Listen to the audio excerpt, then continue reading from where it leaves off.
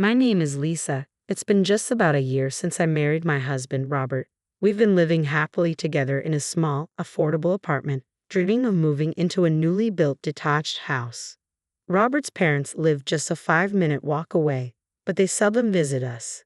He once explained, "My mom doesn't want to meddle in our marriage, so she avoids visiting even though we live so close." Hearing this made me appreciate my mother-in-law even more. Many women worry about intrusive mothers-in-law after getting married, but it seemed I didn't have to. If anyone were to meddle with me, I know I would resist. My parents always told me, if someone picks on you, stand up to them twice as hard, then no one will bother you. However, it seemed unlikely I would have to deal with any conflicts with my mother-in-law, allowing me to live stress-free when it came to family relationships. After several years of working, our careers were going well, and we started having many conversations about buying the house. During this time, my parents, who had heard about our discussions, made us an attractive proposal. "We've always thought, if you two decided to build a house, we'd give you some of our land. Feel free to use it," they offered. My parents aren't rich, but thanks to a windfall my grandfather received a while ago, they had some very good land to pass on to us. When they discussed it with my grandfather, he said, "I've passed it on to you, so do as you please." When I told Robert about this, he said, "Let's take advantage of their generosity. I'll never be able to thank your parents enough. And your grandpa too. It's his land, after all." So we began discussing what kind of house we wanted to live in. We spent weekends visiting showrooms, touring our boss's impressive mansion, and talking to agents about new residences being built. Planning was often more fun than actually executing. But one day, a call from my mother-in-law shattered our happy life suddenly. Robert answered a call from his mother, and it seems she had somehow heard about our plans to build a new house. She said to Robert, "If you're going to build a house, how about making it a duplex so we can live together?" We were both stunned by her proposal. We hadn't imagined that my mother-in-law, who had seldom interfered in our lives, would want to live with us in a duplex.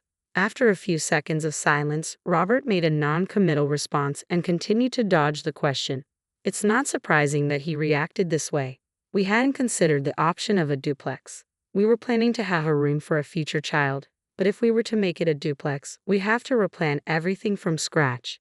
Yet, I worried that if we outright rejected the idea, our relationship with my mother-in-law would suffer. I was as perplexed as Robert. We had promised to have dinner at her place once a month, so we went for our family dinner.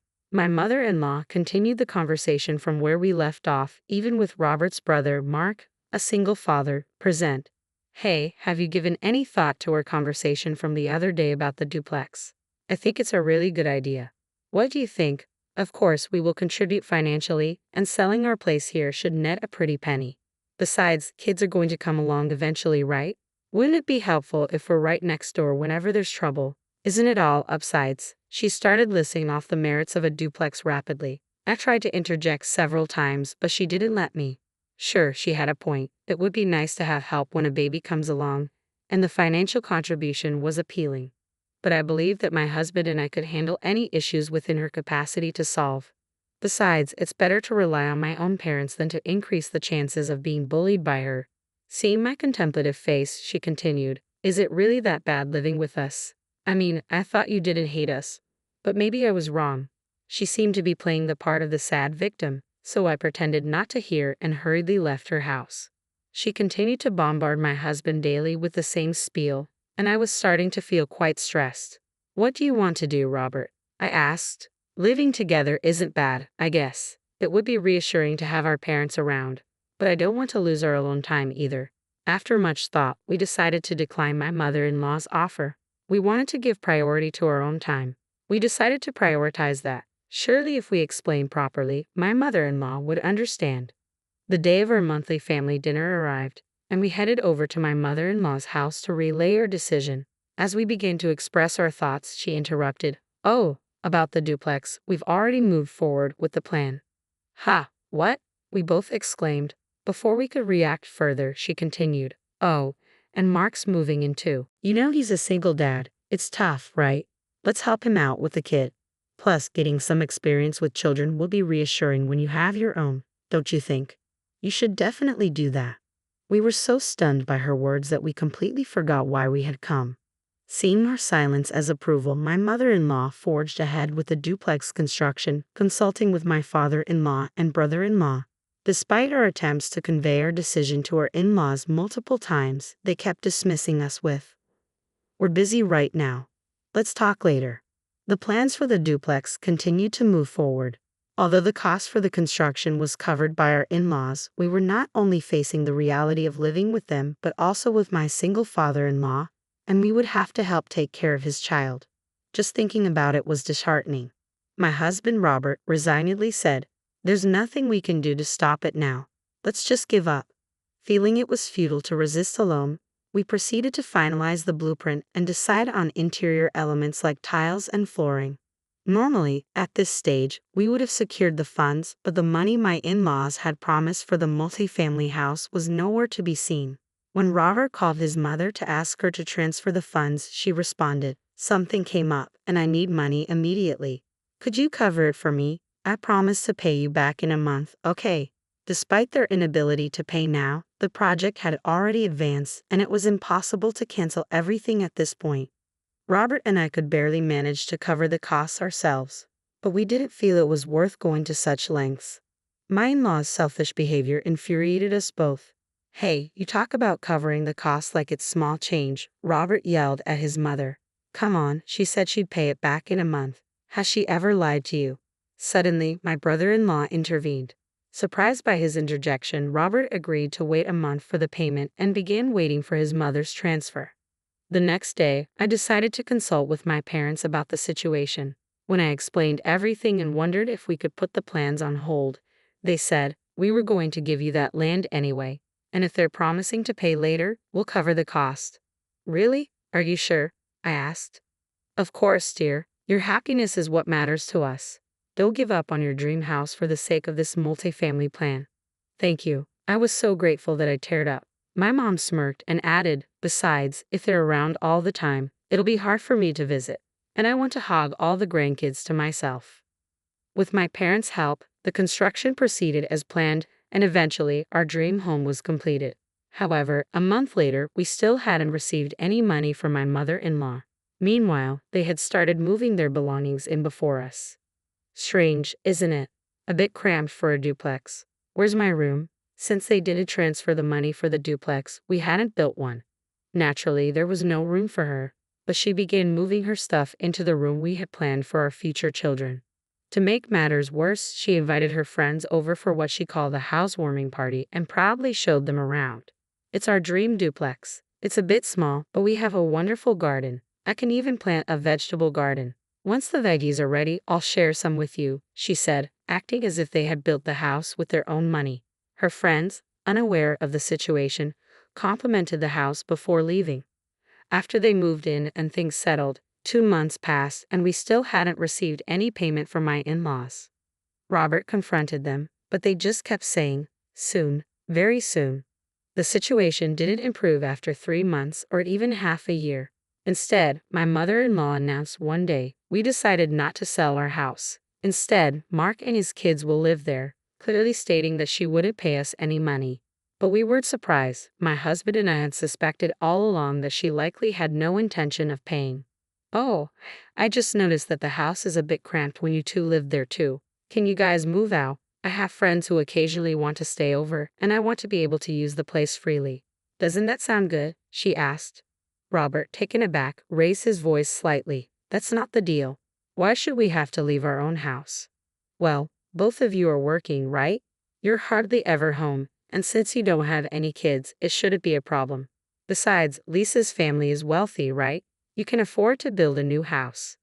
I was stunned by my mother-in-law's outrageous words, and Robert felt the same way. "First off, you haven't paid any of the expenses like you said you would. If you're not selling the house, it's clear you never intended to pay us from the beginning, right? What can I do? I decided to let Mark, who's a single father, live there. What's wrong with giving the house to my own son and his adorable children?" She began to get increasingly irritated, and it seemed unlikely that things would clear up. So we decided to discuss the matter privately that night in our bedroom.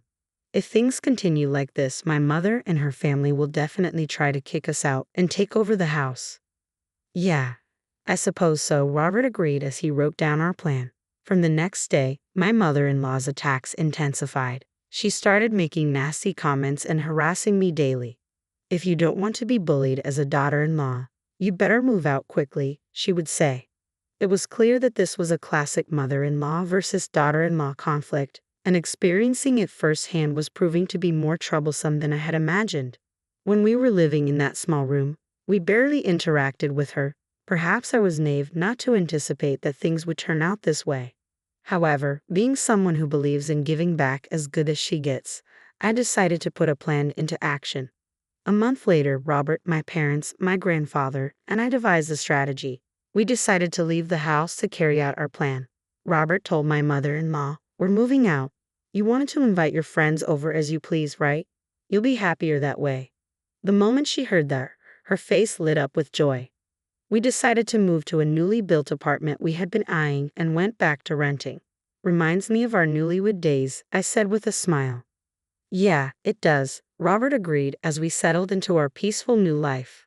A week later, the phone rang. I overheard Robert saying, "I see, that's great. By when?" I was confident that our plan had worked. Indeed, the day after we devised our strategy with my parents and grandfather, we put our house up for sale. We found a buyer who wanted us to vacate in 3 weeks. While my mother-in-law was away, we allowed acquaintances, colleagues, and others to tour the house. Today's phone call was about one family who decided to buy. We arranged for 2 large trucks and coordinated with movers to quickly load our belongings and furniture. We carefully timed it for when my in-laws were supposed to be at a theme park in New York over the weekend with their grandsons. They were likely enjoying their time with a certain mouse mascot right about then. Since they said they would stay overnight, we saw it as our opportunity and prepared everything in advance. The move went off without a hitch, thanks to the professional movers, and was completed much faster than we expected. We waited in front of the house for their return. When my in-laws arrived that evening, they immediately noticed something was wrong. My mother-in-law, looking anxious, entered the house and screamed, "What is this? What happened? Where are all our things?" My father-in-law was also making a fuss. Robert and I calmly watched my in-laws from the outside. When they emerged, we revealed the truth. Robert said, "Everything is loaded onto these trucks. The destination is noted on a piece of paper stuck to the trucks, so please go there. It might be a bit small, but it's sufficient for the 2 of you, although it could get cramped if you invite friends over. Also, this house has already been sold. It's someone else's property now. Take care." My in-laws were flabbergasted. "What do you mean you put it up for sale? It was our house. You can't just—" "Our house," Robert interrupted. "The property was in Lisa's parents' name, and the house is in ours. We are the owners, so we have every right to sell it. And you dare say it's your house when you haven't paid a single dollar? You should be ashamed." Stunned by Robert's unexpected words, my in-laws fell silent. Their fussing abruptly stopped. Before we left, Robert added, "We've handled everything up to now, but you'll have to unload things yourselves. Surely you can manage that much, can't you?" "We don't have the money for that." "I'm sure you do," Robert shot back. "You've been selling things you stole from Lisa and depositing the money into your account." "How did you know that?" "Does it matter? And you don't need to pay us back. Consider it severance pay. Use it however you like, and with that, we'll be off. I doubt we'll meet again." With that, Robert declared severance to his parents, took my hand, and we hurried home. We called our parents and grandparents to share the success of our plan, and they were thrilled. Additionally, my grandfather, knowing we were moving to an apartment, said, "Actually, I still have some land left. I'll give it to you, and I'll cover half the costs, so build a new house." And that's exactly what we did. Half a year later, we realized our dream of building a brand new single-family home. It's a bit removed from the city center, but the air is fresh, the neighbors are kind, and we're very happy. As for my in-laws, we don't know if they went to the address we provided. It seems they reached out to my parents asking for financial aid. They also apparently contacted Robert's brother, who is planning to remarry next year, to ask if they could live with him. He flatly refused because his new wife was planning to move in. My parents decisively turned them down as well, telling them not to involve our family anymore. Robert apologized to my parents for the trouble caused by his own parents, but they reassured him, saying, "From now on, we're your real parents. Feel free to rely on us as much as you want." They also recommended installing a home security system for added peace of mind. We've set up a system where they're instructed to turn away Robert's parents if they ever show up, and we've got a small, adorable guard dog in our yard. I highly doubt they'd have the courage to intrude. With this chapter behind us, we're looking forward to a new beginning. We'll focus on building a happy family in our new home and won't let anyone disrupt our peace. It's a promise we've made to ourselves, and we're committed to making it a reality.